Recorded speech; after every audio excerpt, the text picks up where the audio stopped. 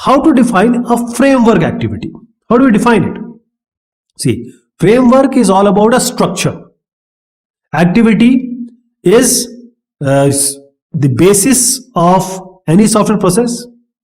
So whenever a software, you are told that you have to make a software, the team will be faced with certain question. A key question is that for this framework activity, what are the action we need to take? Because activity will take action, action will take task. And what is the nature of the problem? Because someone has come to you, he is asking, make this application for me, make the software. So what is the nature? The people with you, how well they are qualified, that is, what expertise they have. If they are hardware people and they have to make a software, it will be difficult. If a software person has to make hardware, it will be difficult. So the characteristic of the people is also very important. And finally, who is giving you the money? The stakeholders. Whosoever is sponsoring the project, what they want out of this software, of this application, of this website. Okay. So there can be different kind of projects. If the project is smaller, that is, it's not very complex.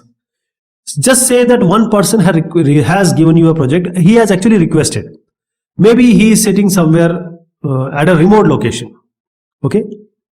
So I'm talking about the activity, and you know that we have 5 activities. So let us start with let us talk about the communication activity.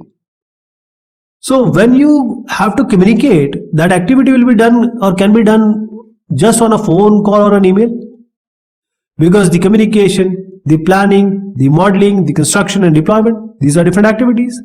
So if we talk about communication, for this example, a very small project, you can just make a phone call or email. So the only necessary action for this activity is what? As I said, activity will follow action. So what is the action pertaining to this activity? Is phone conversation. And as I said, see, let me tell you again the flow. First is process. Process will contain activity. Activity will have actions. Action will have task set. So the communication activity will have action, and the only necessary action in this kind of small project under the communication activity is phone conversation. Okay. Now in that action there will be some task set. What will be the task set? Simple. Make contact with the stakeholder. Just discuss while on phone. Just discuss and just write. If you have a diary, just write. Develop notes. And whatever you have learned or understood, just make a note, make a brief, or you can define the statement of requirements, SRS or software requirement specification you can make. And finally, you can just give that again through an email or phone call only for his review and his approval, because he is the only one person. This is a small project, right? But when it comes to a bigger project, if this project is complex, there are so many stakeholders involved. The requirements are quite conflicting. That is, you are not understanding it, or maybe it is ambiguous because so many things are coming. So 5 activities.